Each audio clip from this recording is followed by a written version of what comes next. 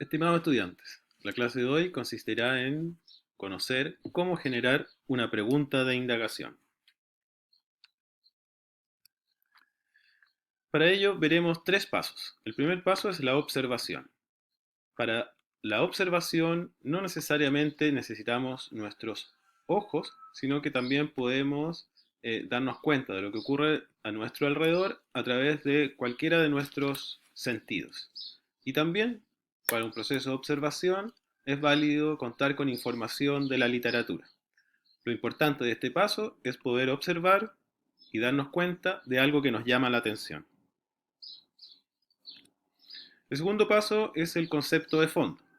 Esto se entiende como aquellos conocimientos previos o experiencias que dejan algo que puede ser gatillado gracias a una observación. Ocurre que cada vez que nosotros observamos y nos damos cuenta de que algo nos llama la atención, algún tipo de conocimiento tenemos respecto de aquello, sin necesariamente ser expertos en el tema. Y el tercer paso, previo a hacer la pregunta de investigación, tiene que ver con la formulación de la inquietud particular, que es básicamente una pregunta, pero que al leerla no necesariamente es posible de responder. Para esto se sugiere comenzar con palabras del tipo cómo, será, cuánto o dónde.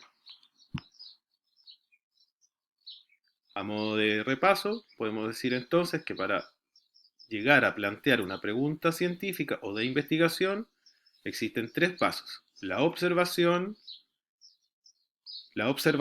más los conocimientos previos nos darán lo que conocemos como el concepto de fondo, y luego este concepto de fondo más la observación podemos ser capaces de generar una inquietud particular.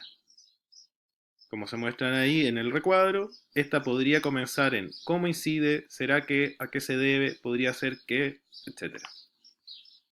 Imaginemos que observamos una jaiba sobre una roca. Esa es nuestra observación.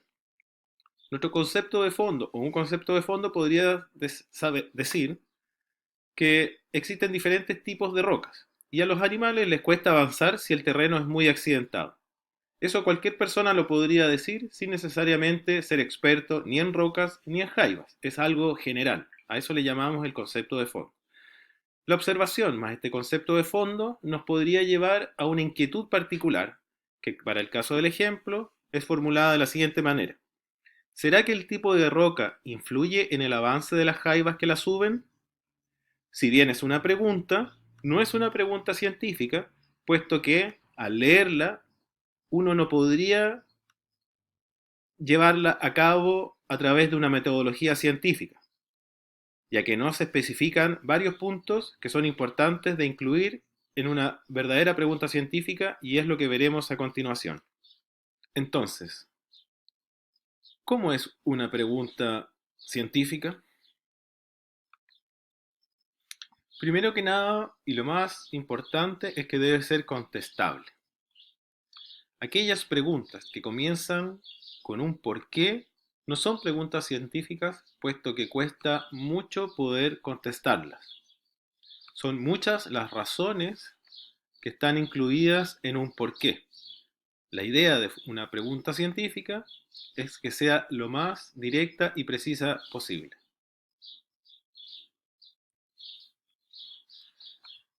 También debe indicar qué es lo que se va a medir, es decir, cuál es la variable dependiente.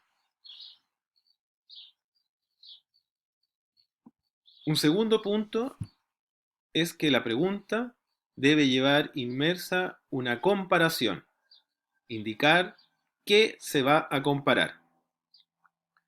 Al hacer una pregunta comparativa, aprovechamos más a partir de ello nos ayudará a reflexionar. Pensemos, aquí se ofrece una imagen donde hay un bosque de macrocistes y se observan tres peces. Uno podría preguntarse, ¿cuántos peces hay en un bosque de macrocistes? Y poder responderlo. Sin embargo, si hacemos una pregunta comparativa, por ejemplo, comparando un bosque de macrocistes con una pradera de pasto marino y nuestra pregunta sería, ¿dónde hay más peces? ¿En un bosque de macrocistes o en un pasto marino? Podríamos obtener mayor información. En el caso que fuesen iguales, lo podríamos saber. O bien podríamos determinar si hay más en un ecosistema que en otro.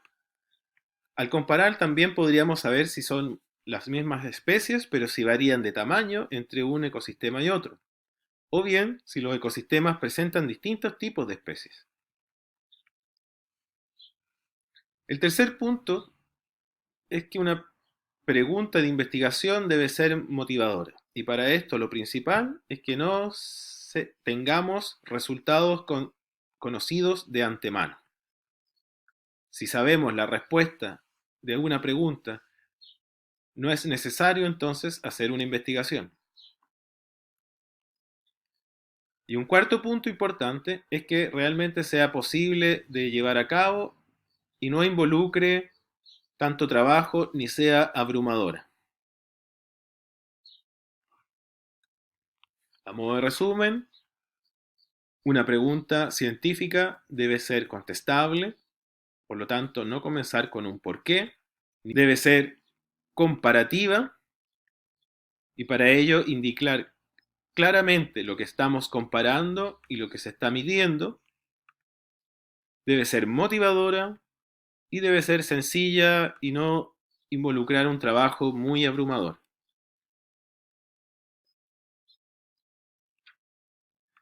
En el punto de la comparación, saber qué estamos comparando y qué estamos midiendo, ahí vemos alojadas lo que son las variables. Volviendo al ejemplo visto anteriormente, el proceso para llegar a una pregunta de indagación o investigación sería nuestra observación, viendo esta jaiba moviéndose, asociada entonces rápidamente a un concepto de fondo, que es lo que ya sabemos, es decir, en este caso, que existen diferentes tipos de rocas, y a los animales les cuesta avanzar si el terreno es muy accidentado. Luego, pasaríamos a la inquietud particular, que es esta pregunta que, de la manera en que está formulada, no es posible de ser respondida a través de una investigación, como en el caso del ejemplo, ¿será que el tipo de roca influye en la velocidad de avance de las jaivas?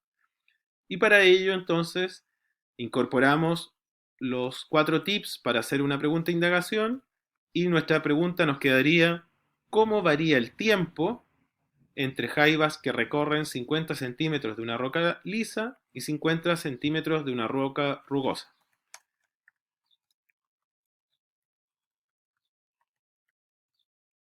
Ahí tenemos nuestra pregunta de investigación.